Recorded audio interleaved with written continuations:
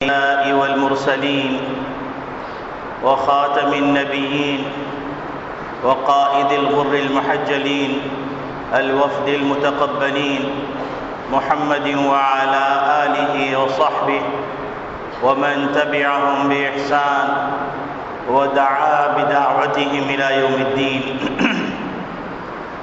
أما بعد فأعوذ بالله من الشيطان الرجيم.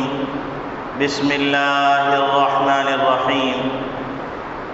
قال الله تبارك وتعالى: ما كان محمد أبا أحد من رجالكم ولكن رسول الله وخاتم النبيين. وقال النبي صلى الله عليه وسلم: أنا خاتم النبيين لا نبي بعدي، أو كما قال عليه الصلاة والسلام. میرے محترم بزرگوں، عزیز دوستوں، دینی اسلامی بھائیوں، ہر زمانے کا ایک مرض ہوتا ہے اور اس مرض کی تشخیص کر کے اس کا علاج کرنا اس زمانے کے حکماء اور علماء کا کام ہوتا ہے. ہمارے زمانے کا بھی ایک مرض ہے جو وبا کی صورت اختیار کر چکا ہے. اس مرض کا نام ہے روشن خیالی. یہ ایسا مرض ہے کہ اس مرض نے انسان کو ان چیزوں پر بھی کمپرومائز کرنے اور ان چیزوں پر بھی صلح کرنے کے لیے آمادہ کر لیا ہے جو شریعت کے مسلمات میں سے ہے، جس پر کبھی بھی کمپرومائز نہیں کیا گیا، کبھی بھی صلح نہیں کی گئی. اور اگر وہ مسلمات نہیں اختیار کیے جا رہے تو نہ اختیار کرنے والوں کو یہ احساس رہا کہ ہم گناہ کر رہے ہیں. لیکن اس روشن خیالی کے مرض نے موجودہ زمانے میں انسان کے دماغ کے اندر اتنا فتور پیدا کر دیا کہ روشن خیالی کے بہاؤ میں بہت ساری چیزوں کو بہا دے رہے ہیں اور احساس بھی نہیں ہو رہا کہ ان کے بہانے سے پوری زندگی گٹر کے اندر پہنچ جائے گی اور غلاظت سے لطف پت ہو جائے گی اور کوئی قدر و منزلت نہیں رہے گی. روشن خیالی کے نام پر پردے کا مذاق اڑایا گیا، برداشت کیا گیا. روشن خیالی کے نام پر نماز کا مذاق اڑایا گیا، برداشت کیا گیا. حالانکہ یہ وہ چیزیں ہیں جو پہلے زمانے میں اگر کوئی نمازی نہیں ہوتا تھا تو وہ اپنے آپ کو گناہگار سمجھتا تھا. اگر پہلے زمانے میں کوئی روزہ نہیں رکھتا تھا تو وہ اپنے آپ کو گناہگار سمجھتا تھا. آج کے زمانے میں دھڑلے سے یہ بات کہی جاتی ہے کہ روزہ وہ رکھے جس کے پاس کھانے کو نہیں، زکوٰۃ وہ دے جو اسلامی ٹیکس دینا چاہتا ہے، نماز وہ پڑھے جس کے پاس فارغ ٹائم ہو. اگر کوئی آدمی مصروف ہے تو اس کی مصروفیت کے اندر تمام چیزیں چھوڑ دینا اس کے لیے مباح ہے. یہ ایسی بیماری ہے کہ اس بیماری نے بعض ایسی چیزوں کو جو کہ دائرے اسلام سے خارج کر دینے کے لیے کافی ہیں ان چیزوں پر بھی کمپرومائز کرنے پہ آمادہ کر دیا. اور اچھے بھلے سمجھدار لوگ بھی اس گناہ کو عظیم گناہ اور اس کفر کو کفر نہیں سمجھ رہے. انہی مسلمات میں سے ایک مسلمہ حقیقت یہ ہے کہ کوئی آدمی اس وقت تک مسلمان نہیں ہو سکتا جب تک کہ وہ اللہ رب العالمین کی ذات عالی پر بلا شرکت غیر ایمان رکھتا ہو، اس کو وحدہ لا شریک مانتا ہو اور اس کی صفات میں اور اس کی ذات میں کسی کو شریک نہ کرتا ہوں اور محمد ربی صلی اللہ علیہ وسلم کو آخری رسول خاتم النبیین مانتا ہوں۔ ایسے لوگ بھی وجود میں آ گئے، وہ کہنے لگے کہ ہم رسول اکرم صلی اللہ علیہ وسلم کو پیغمبر مانتے ہیں لیکن خاتم النبیین ماننا کوئی ضروری نہیں ہے، نعوذ باللہ من ذالک۔ اور ایسے لوگوں سے جو اس طرح کے عقیدہ رکھتے ہیں ان سے معاملات بھی کر رہے ہیں، ان سے اظہار ہمدردی بھی کر رہے ہیں، ان کے ساتھ معاشرتی معاملات بھی کر رہے ہیں، اور اس بات کو وہ کوئی معمولی بات سمجھ رہے ہیں اور یہ نہیں سمجھ رہے کہ اس کے نتیجے میں کیا کچھ کھو بیٹھے ہیں۔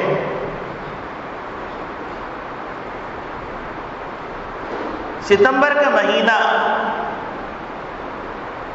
ایک واقعے سے وابستہ ہے، ایک تاریخی فیصلے سے وابستہ ہے، جس کی بنیاد پر عالمی مجلس تحفظ ختم نبوت کی طرف سے یہ فیصلہ کیا گیا کہ تمام امت کے سامنے اس تاریخی دن کو اجاگر کیا جائے اور ختم نبوت کے معاملے کو وضاحت کے ساتھ بیان کیا جائے، تاکہ وہ جنریشن جو ابھی جوان ہوئی ہے اور وہ جنریشن جو اس تاریخی حقیقت سے وابستہ نہیں ہے اس کے شعور کو بلند کیا جائے، اس کی شعور کے اندر وہ پیغام پہنچا جائے جو ایمانی، ربانی، روحانی ہے اور جس کے بغیر ایمان مکمل نہیں ہے۔ تو آپ کے سامنے آج ایک بات تو یہ عرض کروں گا کہ عقیدہ ختم نبوت کی کتنی اہمیت ہے۔ دوسری بات یہ عرض کروں گا کہ ختم نبوت کے منکر جو لوگ ہیں وہ خود اپنے آپ کو اپنے قول کے اندر کافر تسلیم کرتے ہیں، تو ان کے لیے ہمدردی کا گوشہ رکھنا، ہمدردی کا اظہار کرنا یہ خود ایمان سے جانے کی، ایمان سے نکلنے کی علامت ہے۔ دیکھیے میں آپ کے سامنے دو واقعات رکھتا ہوں جن واقعات سے آپ کو ختم نبوت کے عقیدے کی اہمیت کا اندازہ ہوگا۔ ایک واقعہ تو یہ کہ نبی کریم صلی اللہ علیہ وسلم کے ایک نوجوان صحابی ہیں حبیب بن زید رضی اللہ تعالیٰ عنہ، یہ یمامہ کے علاقے میں جو نجد کا علاقہ ہے، ایک شخص کھڑا ہوا، اس نے دعویٰ کیا جس کا نام مسیلمہ تھا اور جس کو نبی کریم صلی اللہ علیہ وسلم نے کذاب کا خطاب دیا تھا۔ تو مسیلمہ کذاب کھڑا ہوا، اس نے نبوت کا دعویٰ کیا۔ حضرت حبیب بن زید رضی اللہ تعالیٰ عنہ کو گرفتار کر کے اس کے سامنے لایا گیا اور انہوں نے جب اس شخص نے سوال کیا کہ تم محمد عربی صلی اللہ علیہ وسلم کو نبی مانتے ہو، تو انہوں نے کہا بے شک میں محمد عربی صلی اللہ علیہ وسلم کو نبی مانتا ہوں۔ تو اس نے کہا نعوذ باللہ من ذالک کہ محمد عربی صلی اللہ علیہ وسلم کے بعد مجھ کو بھی نبی مانتے ہو نہیں مانتے؟ تو انہوں نے یہ جواب نہیں دیا کہ میں تم کو نبی نہیں مانتا، انہوں نے اس پر تلفظ کرنا کہ اس کے ساتھ نبوت کی نسبت کی جائے وہ بھی گوارا نہیں کیا۔ انہوں نے ایک تاریخی جملہ کہا جس کا اردو میں ترجمہ کرنا مشکل ہے، اس کے وزن کا اندازہ عربیت میں ہی ہوتا ہے۔ انہوں نے وہ تاریخی جملہ کہا ان فی اذنی صمما عن سماع ما تقول، میرے کان تمہاری اس گفتگو کے تاب نہیں لا سکتے، میرے کان کے اندر طاقت ہی نہیں ہے کہ تمہاری یہ بیہودہ گفتگو سن سکے۔ جب یہ جملہ اس نے سنا تو حضرت حبیب بن زید رضی اللہ تعالیٰ عنہ کا ایک ہاتھ کندھے سے کاٹ دیا، پھر یہی سوال دہرایا۔ جب یہ سوال دہرایا تو انہوں نے پھر وہی جملہ کہا۔ آپ سوچئے کسی کی انگلی پہ پھانس چبھ جائے تو کتنی تکلیف میں ہوتا ہے، ایک شخص کا پورا کندھا کٹ گیا جبکہ وہ اپنے عنفوان شباب کے اندر ہے، اس عالم کے اندر اس کا کندھے سے بازو کٹ گیا، اور ان سے جب دوبارہ سوال کیا گیا تو انہوں نے وہی جملہ ارشاد فرمایا، ان فی اذنی صمما عن سماع ما تقول، میرے کان تمہاری اس بیہودہ گفتگو سننے کی تاب نہیں لے کے آ سکتے۔ تو ان کا دوسرا ہاتھ کاٹ دیا گیا۔ اس کے بعد دوبارہ سوال کیا گیا، وہ ہر سوال کے جواب میں یہی جملہ فرماتے، حتیٰ کہ ان کے ٹکڑے ٹکڑے کر دیے، لیکن انہوں نے اس بات پہ تکلم بھی نہیں کیا کہ میں تم کو نبی کے درجے میں سمجھوں۔ تو اس سے عقیدہ ختم نبوت کی اہمیت کا اندازہ ہوتا ہے کہ لا الہ الا اللہ محمد رسول اللہ کے اندر صرف یہ کافی نہیں ہے کہ محمد رسول اللہ کہہ دیا، اب آپ صلی اللہ علیہ وسلم کو خاتم النبیین نے مانگنا گیا۔ یہی وجہ ہے کہ علامہ اقبال رحمۃ اللہ علیہ فرماتے ہیں، چومی گویم مسلمانم ملرزم کہ دانم مشکلات لا الہ را، جب میں کہتا ہوں کہ میں مسلمان ہوں تو میں لرزنے لگتا ہوں، کیونکہ میں جانتا ہوں کہ لا الہ الا اللہ کے تقاضے بڑے زبردست کی محمد سے وفا تو ہم تیرے ہیں، یہ جہاں چیز ہے کیا لوح و قلم تیرے ہیں۔ تو محمد نبی صلی اللہ علیہ وسلم نے وفا کرنے کے اندر ہر تکلیف کو برداشت کرنا پڑتا ہے، ہر مشقت کو برداشت کرنا پڑتا ہے۔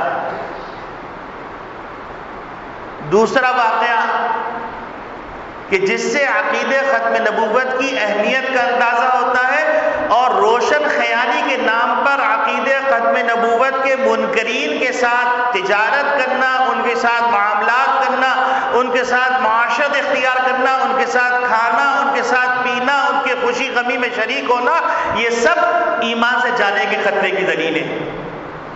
یہ خطرناک الارم بجنے لگتے ہیں کہ تم خطرے کی دہلیز میں داخل ہو گئے۔ نبی کریم صلی اللہ علیہ وسلم کی خدمت میں اسی مسیلمہ کذاب نے اپنا وفد بھیجا۔ 2 سفیر آئے اور آنے کے بعد کہا کہ مسیلمہ نے آپ کے لیے پیغام بھیجا ہے۔ اس خط میں یہ لکھا ہوا تھا کہ اے محمد صلی اللہ علیہ وسلم، آپ یہ فیصلہ کر دیجئے کہ جب تک آپ موجود ہیں اس وقت تک آپ نبی ہیں، اور آپ کے بعد نبوت مسیلمہ کو مل جائے گی، نعوذ باللہ من ذالک۔ یا پھر آپ یوں کر لیجئے کہ شہر کی نبوت اپنے پاس رکھیے اور دیہات کی نبوت مجھے دے دیجئے۔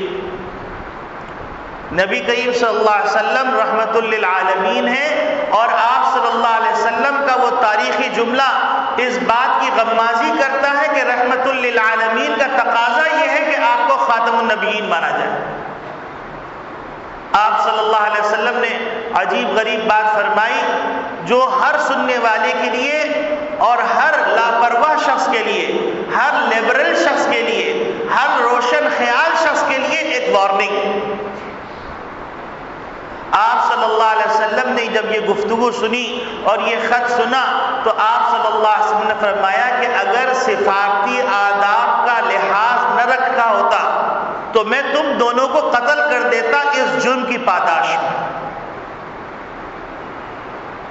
تو یہ ختم نبوت کا معاملہ کوئی لبرل لوگوں کے لیے صلح کرنے کا معاملہ نہیں، روشن خیالی لوگوں کے لیے حسن معاشرت کا معاملہ نہیں، یہ ایمان اور کفر کا معاملہ ہے۔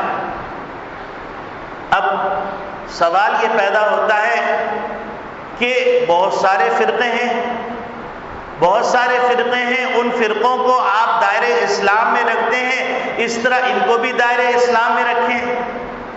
تو اس کے لیے تو ایک عقلی دلیل دینے کے بعد خود ان کے اپنے الفاظ، ان کے کلمات سے میں آپ کے سامنے 3 واقعات رکھوں گا جس سے آپ کو اندازہ ہوگا کہ یہ خود بھی اسلام میں رہنا پسند نہیں کرتے۔ دیکھیے، حضرت موسیٰ علیہ السلام پر تورات نازل ہوئی، تورات کے ماننے والوں کو یہودی کہا جاتا ہے۔ حضرت عیسیٰ علیہ السلام پر انجیل نازل ہوئی، انجیل کے ماننے والوں کو عیسائی کہا جاتا ہے۔ اور جب کوئی نبی ہوتا ہے تو اس کے اوپر نئی شریعت، نئے احکامات اور نئے معاملات ہوتے ہیں۔ یہی وجہ ہے کہ عیسائی اپنے مذہب کا عمل کرتے ہیں اور اپنے آپ کو عیسائی کہتے ہیں اور یہودی کہلوانا پسند نہیں کرتے، کیونکہ نبی بھی الگ ہے، ان کا لائحہ و دستور بھی الگ ہے۔ یہودی اپنے آپ کو یہودی کہتے ہیں اور اپنے آپ کو عیسائی نہیں کہتے اور نہ ہی عیسائی مذہب پر عمل کرتے۔ تو جب مرزا غلام محمد قادیانی نے یہ اعلان کیا کہ وہ نبی ہے تو وہ ظاہر سی بات ہے وہ نئی شریعت لے کے آیا۔ جب وہ نئی شریعت لے کے آیا تو ویسے ہی وہ دائرہ اسلام سے خارج ہے۔ اور ایک کامن سینس کی بات ہے کہ تجارتی دنیا کے اندر اس بات کو مسلمہ حقیقت کے طور پر تسلیم کیا گیا ہے کہ اگر ایک کمپنی 100 سال سے کام کر رہی ہے، اس کمپنی کا ایک لیگل نام ہے، اس کمپنی کا ایک ٹریڈ مارک ہے، تو اس کمپنی سے اگر چند لوگ نکل کر ایک کمپنی بنائیں اور اس کمپنی کی مارکیٹ کو لینے کے لیے اسی کمپنی کا ٹریڈ مارک استعمال کریں، اسی کمپنی کا نام استعمال کریں، تو بتائیے دنیا کی کون سا خطہ ہے کہ ان کو اجازت دے گا کہ آپ ہمارے ٹریڈ مارک کو استعمال کر کے ہمارا نام استعمال کر کے اپنی پروڈکٹ مارکیٹ میں پھینکیں؟ جب دنیا کے معاملے میں اتنی حساسیت ہے تو دین کے معاملے میں کیوں حساسیت نہیں؟ کہ اگر دنیا کے فائدے کے لیے ایک کمپنی کے وہ افراد جس نے کمپنی کے اندر رہ کے کمپنی کے لیے خدمات بھی انجام دی، لیکن ان خدمات کے انجام دینے کے بعد وہ کمپنی سے نکل گئے، کمپنی سے نکلنے کے بعد اپنی پروڈکٹ بنا رہے ہیں اور اس پروڈکٹ کو اسی سابقہ کمپنی کے نام سے اگر بیچنا چاہے تو کوئی اجازت نہیں دے گا۔ تو اسی طریقے سے مرزا غلام محمد قادیانی لعنت اللہ علیہ نے جب نبوت کا اعلان کیا تو نبوت کے اعلان کرنے کے بعد وہ مسلمان کے جمہور احکامات اور جمہور عقائد سے برگشتہ ہو گیا۔ جب وہ برگشتہ ہو گیا تو جو اسلامی شعار ہیں، اسلامی شعار کے اندر اور اسلامی اصطلاحات کے اندر اس کو حق حاصل نہیں ہے کہ وہ ان چیزوں کو استعمال کرے، اپنے لیے امیر المومنین کا لفظ استعمال کرے، اپنے دوستوں کے لیے صحابہ کا لفظ استعمال کرے، اپنی عبادت گاہ کے لیے مسجد کا لفظ استعمال کرے، اپنے اعلان کرنے کے لیے اذان کا لفظ استعمال کرے، اپنی عبادت کے مخصوص طریقے کرنے کے لیے حج کا لفظ استعمال کرے، یہ تمام باتیں شرعاً قانوناً عقلاً ناجائز ہیں۔ یہ تو عقلی بات ہو گئی۔ اب آئیے ان قادیانیوں کا چہرہ ان کی اپنی کتابوں میں دیکھیے،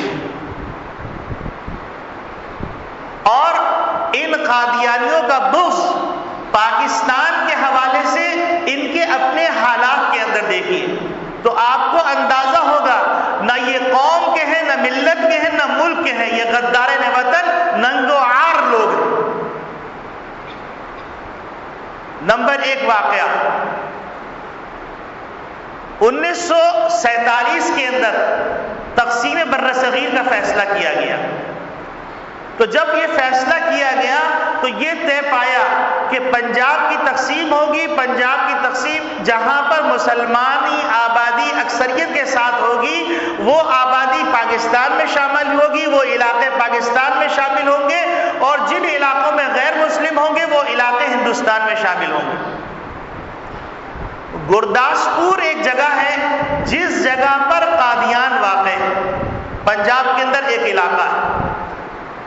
تو اس وقت مرزا بشیر الدین محمود جو مرزا غلام احمد قادیانی کا بیٹا ہے، اس نے اپنا کیس اس نوعیت سے داخل کیا کہ اس نے اپنے آپ کو غیر مسلم قرار دیا، جس کے نتیجے کے اندر گرداسپور پاکستان میں کے حصے میں آنے کے بجائے ہندوستان کے حصے میں آیا، اور اس حصے میں آنے کا سب سے بڑا نقصان یہ ہوا کہ ہندوستان کو کشمیر پہنچنے کے لیے راہداری مل گئی، اور آج کشمیر کے اندر جو کچھ ہو رہا ہے اس کے اندر ان منحوسوں کا بڑا حصہ ہے۔ تو یہ پاکستان کے اس قدر وفادار ہے، یہ مسلمانوں کے اس قدر وفادار ہے۔ ایک واقعہ۔ دوسرا واقعہ، پاکستان کا ایک وزیر خارجہ تھا، اس کا نام تھا ناظم الدین۔ یہ ریکارڈ پہ باتیں موجود ہیں، پریس کے اندر یہ باتیں موجود ہیں، آپ کے علم کے لیے، نوجوان نسل کے علم کے لیے، تاکہ وہ کرکٹ اور ہاکی کے اندر مدہوش ہو کر اور رقص و سرور کی محفلیں دیکھ دیکھ کر عورتوں کے ناچتے تھرکتے دیکھتے ہوئے اپنی ذمہ داری سے غافل نہ ہو جائے. اس لیے اس بات کو دہرایا جا رہا ہے کہ قائد اعظم محمد علی جناح کا انتقال ہوا. حضرت علامہ شبیر احمد عثمانی رحمۃ اللہ علیہ ان کا جنازہ پڑھا رہے ہیں. تو یہ وزیر خارجہ ظفر اللہ خان یہ غیر مسلم سفراء کے ساتھ بیٹھا رہا. تو کسی سائل نے سوال کیا کہ آپ کے ملک کے بانی ان کا جنازہ ہو رہا ہے، آپ جنازے میں شرکت نہیں کر رہے ہیں. تو وہ یہ کہتا ہے کہ آپ یوں سمجھیے کہ مسلمان ملک کا کافر وزیر خارجہ ہوں یا کافر ملک کا ایک مسلمان وزیر خارجہ ہوں، اس لیے میں جنازے میں شرکت نہیں کر سکتا. یہ قادیانی چہرہ ہے.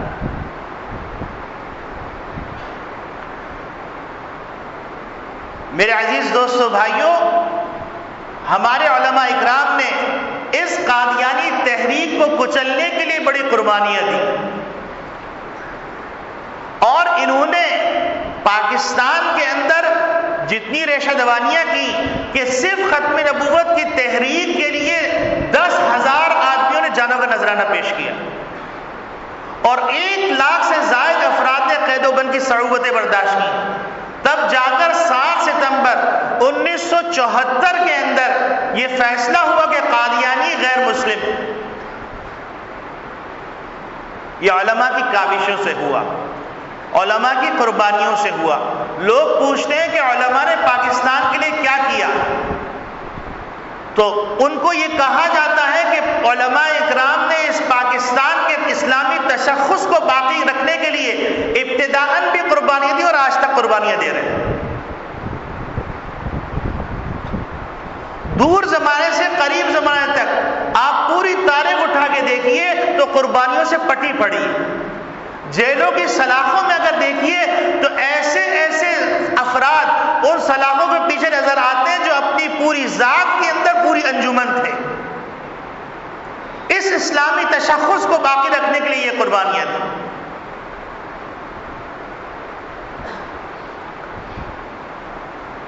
اب سوال یہ پیدا ہوتا ہے کہ اس قادیانی فتنے کا آغاز کیوں ہوا، اس کے پیچھے پس پردہ کیا عوامل تھے. بر صغیر کے اندر جب ہندو اور مسلمان ایک ساتھ رہتے تھے اور انگریزوں نے بر صغیر میں اپنا شکنجہ کسنا شروع کیا، اپنا ہاتھ بڑھایا اور بر صغیر کو سونے کی چڑیا سمجھ کے لوٹنا شروع کیا. یہ قلاش قوم تھی، اور اس قوم کا حال یہ تھا کہ جب آئی ہے تو مسلمان فراغت کرتے تھے تو ان کے پخانے کے اندر لکڑی سے تلاش کرتے تھے کہیں سونا تو نہیں ہگ لیا، کہیں ہیرا تو نہیں ہگ لیا. آج مسلمانوں کو یہ دہشت گرد کہتے ہیں، آج مسلمانوں کو یہ تخریب کار کہتے ہیں، آج مسلمانوں کو فنڈامنٹلسٹ کہتے ہیں، آج مسلمانوں کو ظلمت ذہنی کا شکار کہتے ہیں. وہ اپنی اس تاریخ کو یاد رکھیں. تو ہندوستان کے اندر مسلمانوں کے اندر جذبات پیدا ہوئے اور مسلمانوں نے جہاد کا اعلان کر دیا.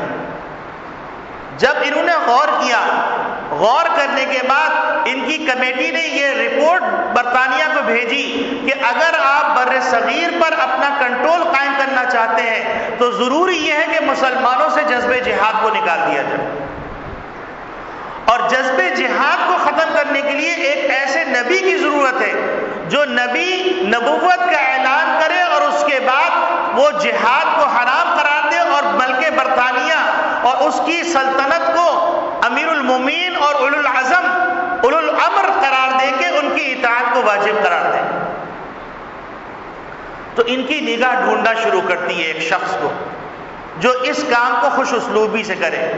تو ظاہر سی بات ہے کہ ایسے شخص کا انتخاب کرنے کی ضرورت ہے جو جدی پشتی ان کا وفادار ہو، جو ان کا زرغرید غلام ہو، جو ان کے جوتوں کو صاف کر کے اپنی عزت اور فخر سمجھتا ہو اور چند ٹکے حاصل کرتا ہو. تو اس کے لیے مرزا غلام احمد قادیانی کا خاندان کا انتخاب کیا گیا. کیونکہ اس کے باپ نے 1857 کے اندر 50 گھوڑے اور مختلف ساز و سامان فراہم کیا تھا انگریزی تسلط کو قائم کرنے کے لیے، تو اس کے لیے انتخاب کیا گیا مرزا غلام احمد قادیانی کا۔ اور یہ مرزا غلام احمد قادیانی اس نے خود اپنی کتاب میں لکھا ہے کہ میں نے اس انگریزوں کی خدمت کرنے کے لیے، برطانیہ کی خدمت کرنے کے لیے میں نے اتنی کتابیں لکھی ہیں کہ کتب خانے بھر جائیں۔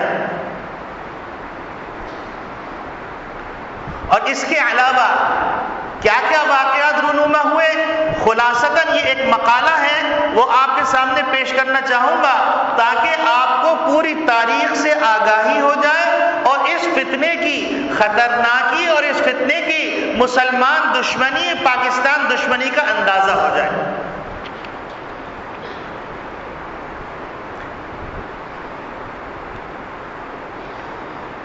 نبی کریم صلی اللہ علیہ وسلم کے زمانے میں ختم نبوت کا انکار کرنے والا ایک شخص اسود عنسی کھڑا ہوا، تو آپ صلی اللہ علیہ وسلم نے حضرت فیروز دیلمی رضی اللہ تعالی عنہ کے ذریعے سے اس کو ہلاک کروایا، اس کا قلقمہ کروایا۔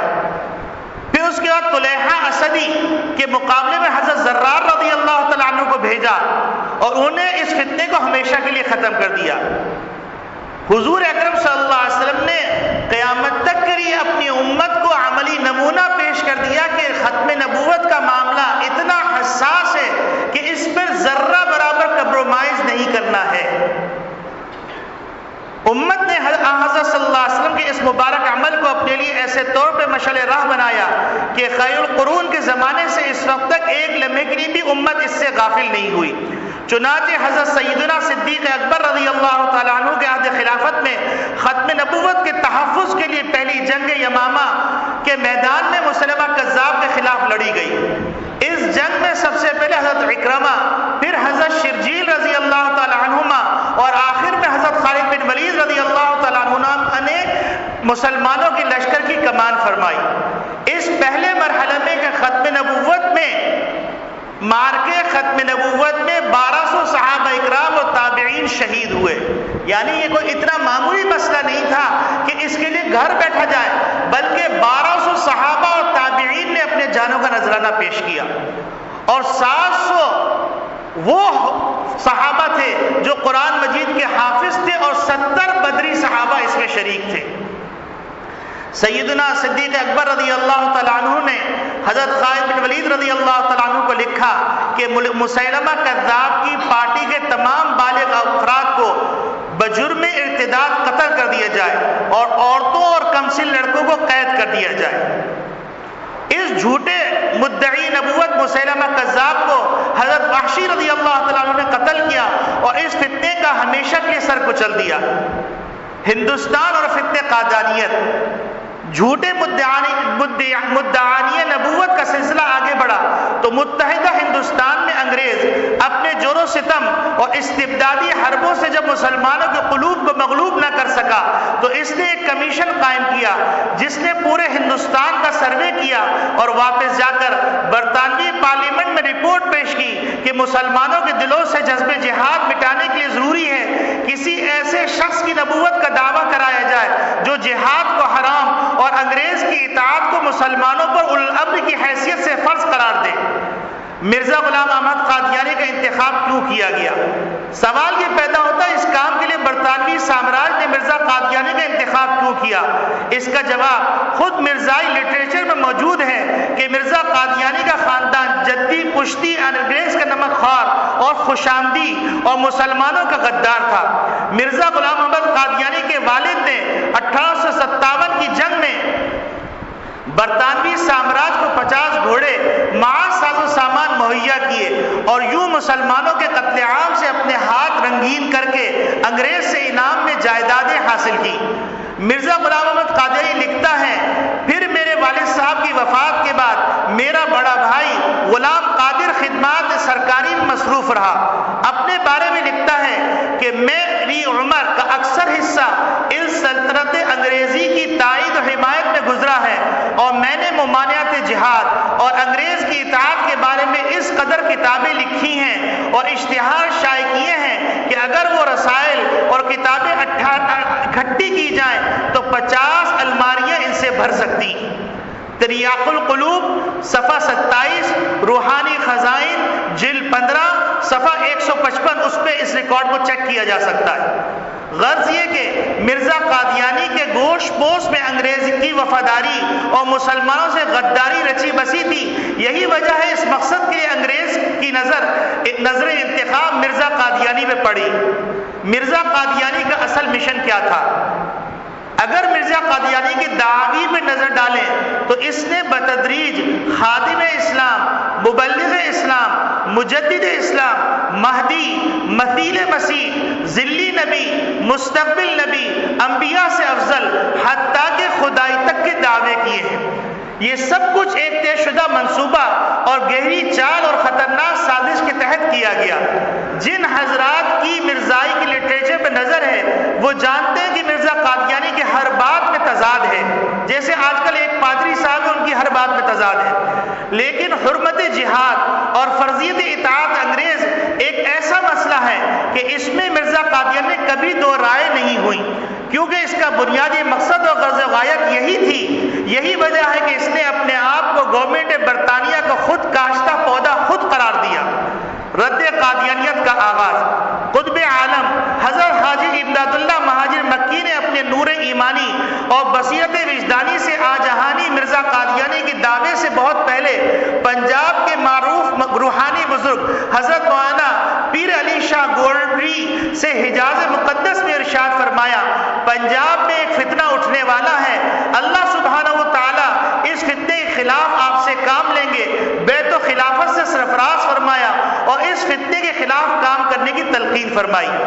سعادت مند جماعت اللہ تعالیٰ نے رد قادیانیت کے سلسلے میں امت محمدیہ کے جن خوش نصیب و خوشبخت حضرات سے بڑی تندہی اور جافشانی سے کام لیا، ان میں حضرت مولانا رشید احمد گنگوہی، حضرت مولانا پیر علی شاہ صاحب، حضرت مولانا محمد علی منگیری، حضرت مولانا اشرف علی تھانوی، حضرت مولانا ثناء اللہ امرتسری، حضرت مولانا حسین بٹالوی، حضرت مولانا قاضی محمد سلیمان منصور پوری، حضرت مولانا مرتضی حسن چاند پوری، حضرت مولانا حسین احمد مدنی، حضرت مولانا بدر عالم میرٹھی، حضرت مولانا مفتی شفیع صاحب رحمۃ اللہ علیہ، حضرت مولانا ادریس کاندھلوی رحمۃ اللہ علیہ، پروفیسر الیاس برنی، علامہ محمد اقبال شاعر مشرق، علامہ احمد علی لاہوری رحمۃ اللہ علیہ، حضرت مولانا یوسف بنوری رحمۃ اللہ علیہ، حضرت علامہ احمد شاہ احمد نورانی رحمۃ اللہ علیہ، مولانا عبدالستار خان نیازی، حضرت مولانا سید عطا اللہ شاہ بخاری، حضرت مولانا محمد علی جالندھری، حضرت مولانا قاضی احسان احمد، حضرت مولانا لال حسین اختر، حضرت مولانا محمد حیات، حضرت مولانا داؤد غزنوی، حضرت مولانا ظفر علی خان، حضرت مولانا پیر جماعت علی شاہ صاحب جیسی نابغہ روزگار ہزاروں شخصیات نے اس میں حصہ لیا۔ یہ نام میں نے جان بوجھ کے پڑھ کے سنا ہے کہ آج ہمارے بچوں کو اداکاروں کے نام یاد ہیں، گلوکاروں کے نام یاد ہیں، ایکٹرز کے نام یاد ہیں، وہ ان کے ہیرو ہیں، کرکٹر ان کے ہیرو ہیں، ہاکی کھلاڑی ان کے ہیرو ہیں، اور اصل ہیرو جو ہے ان کو کوئی جانتا ہی نہیں۔ ان ناموں کو بہت سو نے سنا ہی نہیں کہ ان کی کیا خدمات ہیں، انہوں نے کیا کیا قربانیاں دی۔ ان میں ایسے بزرگ بھی تھے کہ ختم نبوت کے جب خدمات انجام دینا شروع کی اور ان کو ہتھکڑی لگی، اس بات کے راوی حاجی یعقوب صاحب اس مجمع میں موجود ہیں، وہ خود سناتے ہیں کہ وہ ہتھکڑی کو جب ہاتھ پہ لگا دی جاتی تو فرماتے ختم نبوت، تو ہتھکڑی ٹوٹ کے گر جاتی، پھر ہتھکڑی لگائی جاتی، پھر فرماتے ختم نبوت، ہتھکڑی ٹوٹ کے گر جاتی، حتیٰ کہ ان کو ایسے ہی بٹھا کے گاڑی میں لے جایا گیا، ہتھکڑی نہیں ڈالی جا سکی۔ یہ ختم نبوت کا صدقہ تھا۔ علامہ علماء لدھیانہ کا فتویٰ، علماء لدھیانہ نے مرزا قادیانی کی گستاخی اور بے باک طبیعت کو اس کی ابتدائی تحریروں سے دیکھ کر اس کے خلاف کفر کا فتویٰ سب سے پہلے دے دیا تھا۔ ان حضرات کا خدشہ تھا اور صحیح ثابت ہوا، اور آگے چل کر پوری امت نے علماء لدھیانہ کے فتوے کی تصدیق و توثیق فرمائی۔ بہاولپور میں ایک مقدمہ درج ہوتا ہے، تحصیل احمد پور شرقیہ ریاست بھاولپور میں ایک شخص مسمی عبد الرزاق مرزائی ہو کر مرتد ہو گیا. اس کی منکوحہ غلام عائشہ بنت مولوی الہی بخش نے سن بلوغ میں پہنچ کر 24 جولائی 1926 کو فسخ نکاح کا دعویٰ کیا. احمد پور شرقیہ کی مقامی عدالت میں دائر کر دیا. 1931 تک ابتدائی مرحلے طے کر پھر 1932 میں ڈسٹرکٹ جج بھاولپور کی عدالت میں بغرض شرعی تحقیق واپس ہوا. آخرکار 7 فروری 1935 کو فیصلہ بحق مدعیہ صادر ہوا. جامعہ عباسیہ بھاولپور کے شیخ الجامعہ مولانا غلام محمد گھوٹوی رحمۃ اللہ علیہ نے اس مقدمے کی پیروی کی اور امت محمدیہ کی طرف سے نمائندگی کے لیے سب کی نگاہ انتخاب شیخ الاسلام حضرت مولانا سید محمد انور شاہ کشمیری رحمۃ اللہ علیہ پڑھی. یہ انور شاہ کشمیری وہی ہیں جو حضرت بنوری رحمۃ اللہ علیہ کے استاد حدیث ہیں. مولانا غلام محمد کی دعوت پر اپنے تمام پروگرام منسوخ کر کے مولانا سید محمد انور شاہ کشمیری بھاولپور تشریف لائے. آقا کے جانبدار بھاولپور پہنچنے پر آپ نے فرمایا جب مجھے بلوایا تو میں ڈھابیل کے لیے پابرکاب تھا، مگر میں یہ سوچ کر یہاں چلا آیا کہ ہمارے نام اعمال تو سیاہ ہیں، شاید یہی بات مغفرت کا سبب بن جائے کہ حضرت صلی اللہ علیہ وسلم کے جانبدار بن کر بھاولپور آیا تھا اور عشق رسالت کا جام پی کر فرمایا اگر ہم ختم نبوت کا کام نہ کریں تو گلی کا کتا ہم سے اچھا ہے. مولانا غلام محمد گھوٹوی، مولانا حسین صاحب، مولانا مفتی شفیع صاحب، مولانا مرتضی حسن چاندپوری، مولانا نجم الدین، مولانا ابو الوفا شاہجہاں پوری، مولانا سید محمد انور شاہ کشمیری رحمۃ اللہ علیہ مجمعین کے ایمان افروز اور کفر شکن بیانات سے مرزائیت بوکھلا اٹھی. جلال اور جمال کا پرتو ان دنوں مولانا سید محمد انور شاہ کشمیری رحمۃ اللہ علیہ پر اللہ رب العالمین کی طرف سے جلال اور حضور سرور کائنات صلی اللہ علیہ وسلم کے جمال کا خاص اثر نظر آ رہا تھا. وہ جمال اور جلال کا حسین امتزاج تھے. جمال میں آ کر قرآن و سنت کے دلائل دیتے تو عدالت کے در و دیوار جھوم اٹھتے. جلال میں آ کر مرزائیت کو للکارتے تو کفر کے ایوانوں میں زلزلہ طاری ہو جاتا. مولانا ابو الوفا شاہجہاں پوری نے اس مقدمے میں مختار مدعیہ کے طور پہ کام کیا. ایک دن عدالت میں مولانا سید محمد انور شاہ کشمیری رحمۃ اللہ علیہ نے جلال الدین شمس مرزائی کو للکار کر فرمایا اگر چاہو تو میں عدالت میں یہی کھڑے ہو کر دکھا سکتا ہوں کہ مرزائی قادیانی جہنم میں جل رہا ہے. مرزائی کانپ اٹھے. مسلمانوں کے چہروں پر بشارت چھا گئی. اہل دل نے گواہی دی کہ عدالت میں سید محمد انور شاہ کشمیری نہیں بلکہ حضور سرور کائنات صلی اللہ علیہ وسلم کا وکیل اور نمائندہ بول رہا.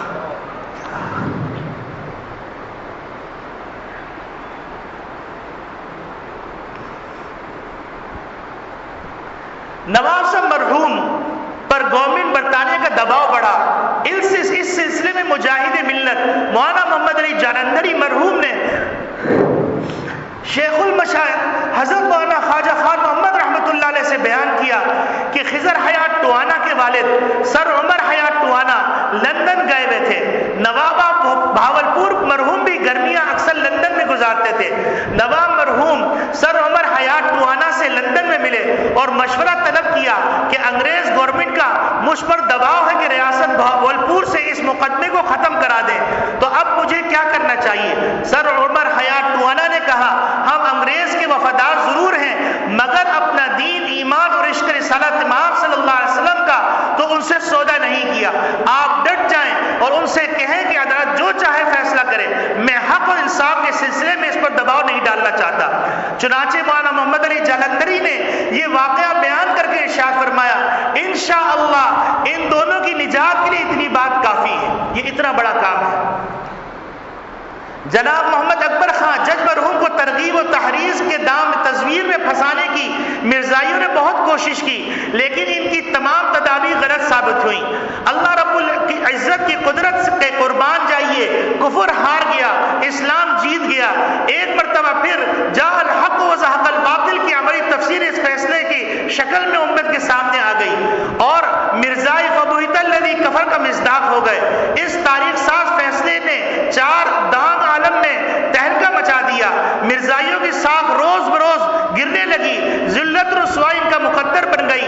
حضرت مولانا انور شاہ کشمیری رحمۃ اللہ علیہ کی وصیت، حضرت مولانا انور شاہ کشمیری رحمۃ اللہ علیہ اس فیصلے کے لیے اتنے بےتاب تھے کہ بیانات کی تکمیل کے بعد بہاولپور جانے لگے، بہاولپور سے جانے لگے تو مولانا محمد صادق مرحوم سے فرمایا اگر زندہ رہا تو فیصلہ خود سن لوں گا، اگر فوت ہو جاؤں تو میری قبر پہ آ کر یہ فیصلہ سنا دینا۔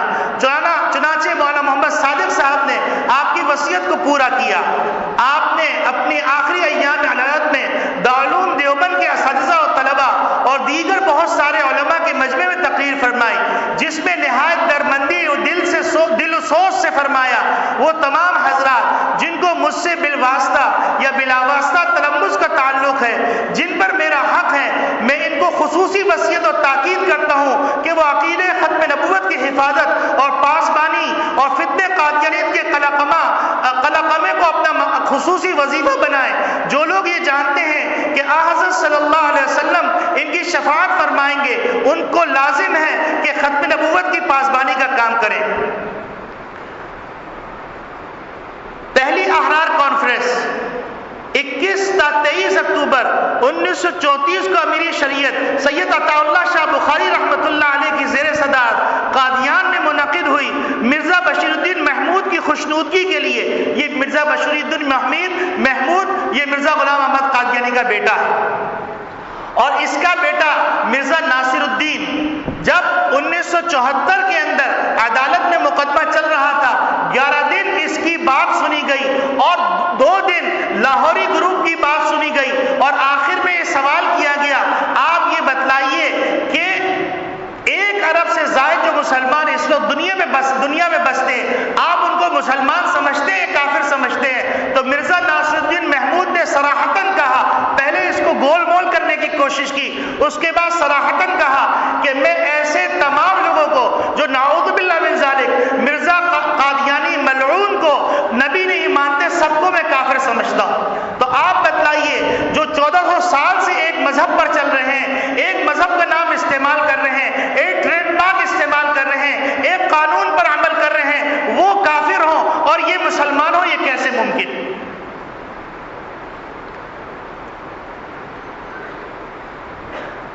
پشاور سے دہلی تک ہزارہا لوگوں نے شمولیت کا اعلان کیا۔ اس غرض سے اسپیشل ٹرینیں چلائی گئیں۔ جب سید عطا اللہ شاہ بخاری رحمۃ اللہ علیہ قادیان کے ریلوے اسٹیشن پر اسپیشل ٹرین سے پہنچے، ہزارہا رضاکاروں نے ان کا استقبال کیا۔ تقریباً 2 لاکھ افراد شریک ہوئے۔ شاہ جی نے رات 10 بجے تقریر کا آغاز کیا اور صبح اذان تک تقریر جاری رہی۔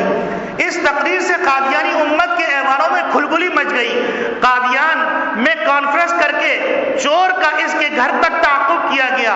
نیز مولانا ظفر علی خان اور علامہ اقبال کی تحریر و تقریر کے ذریعے رد مرزائیت میں غیر معمولی کردار ادا کیا۔ مجلس احرار اسلام کی کامیاب گرفت سے مرزائیت بوکھلا اٹھی۔ ہندوستان کی تقسیم ہوئی، مملکت خداداد پاکستان مانند وجود میں آیا۔ بد نصیبی سے اسلامی مملکت پاکستان کا پہلا وزیر خارجہ ظفر اللہ قادیانی کو بنایا گیا۔ اس نے مرزائیت کے جنازے کو اپنی وزارت کے کندھوں پر سوار کر کے اندرون اور بیرون ملک متعارف کروانے کی کوشش تیز سے تیز کر دی۔ ان حالات میں حضرت امیر شریعت سید عطا اللہ شاہ بخاری امیر کاروان احرار کی رگ حمیت اور حسین خون نے جوش مارا، پوری امت کو ایک پلیٹ فارم پر جمع کیا۔ مجاہد ملت حضرت مولانا محمد علی جالندھری رحمۃ اللہ علیہ، شیر اسلام مولانا غلام غوث ہزاروی رحمۃ اللہ علیہ، امیر شریعت سید عطا اللہ شاہ بخاری رحمۃ اللہ علیہ کا پیغام لے کر ملک عزیز کے نام پر دینی شخصیت اور ممتاز عالم دین مولانا ابو الحسنات محمد احمد قادری کے دروازے پہ گئے اور اس تحریک کی قیادت کا فریضہ انہوں نے ادا کیا۔ دیگر علماء اکرام نے عوام الناس کو اس کام پر لگانے کی دن رات انتھک محنت اور کوشش کی۔ غرض یہ کہ کراچی سے لے کے ڈھاکہ تک تمام مسلمانوں نے اپنی مشترکہ آئینی جدوجہد کا آغاز کیا۔ بر صغیر کی تحریک بلا شبہ بر صغیر کی عظیم ترین تحریک تھی، جس میں 10,000 مسلمانوں نے اپنے جانوں کا نذرانہ پیش کیا۔ 1 لاکھ مسلمانوں نے قید و بند کی صعوبتیں برداشت کی۔ 10 لاکھ مسلمان اس تحریک سے متاثر ہوئے۔ ہر چند کے اس تحریک کو مرزائی اور مرزائی نواز اوباشوں نے ظلم و ستم کی کی سختی سے دبانے کی کوشش کی، مگر مسلمانوں نے اپنے جذبے ایمانی سے ختم نبوت کے اس معرکے کو اس طرح سر کیا کہ مرزائیت کا کفر کھل کے سامنے آ گیا۔ تحریک کے ضمن میں انکوائری کمیشن نے رپورٹ مرتب کرنا شروع کی۔ عدالتی کارروائی میں حصہ لینے کے لیے غرض سے علماء اور وکلاء کی تیاری، مرزائیت کے کتب کے اصل حوالے جات کو مرتب کرنا اتنا بڑا کٹھن مرحلہ تھا کہ ادھر حکومت نے اتنا خوف و ہراس پھیلا رکھا تھا کہ تحریک کے رہنماؤں کو لاہور میں کوئی رہائش دینے تیار نہ تھا۔ خانقاہ سراجیہ سے روحانی تعلق رکھنے والے جناب عبد المجید سیفی نقشبندی نے بیڈن روڈ لاہور پر واقع اپنی عظیم عمارت کو رہنماؤں کے لیے وقف کر دیا۔ تمام تر مصلحتوں سے برطاق ہو کر ختم نبوت کے عظیم مقصد کے لیے ان کے ایثار کا نتیجہ تھا کہ مولانا محمد حیات صاحب، مولانا عبد الرحیم اشعر صاحب اور رہائی کے بعد مولانا محمد علی جلندھری صاحب، مولانا قاضی احسان شجابادی صاحب رحمۃ اللہ علیہ مجمعین اور دوسرے رہنماؤں نے آپ کے مکان پر انکوائری کے دوران قیام کیا اور مکمل تیاری کی۔ ان ایام میں شیخ المشائخ قبلہ حضرت مولانا محمد عبداللہ سجادہ نشین خانقاہ سراجیہ وہیں پر قیام پذیر رہے اور تمام کام کی نگرانی فرماتے رہے۔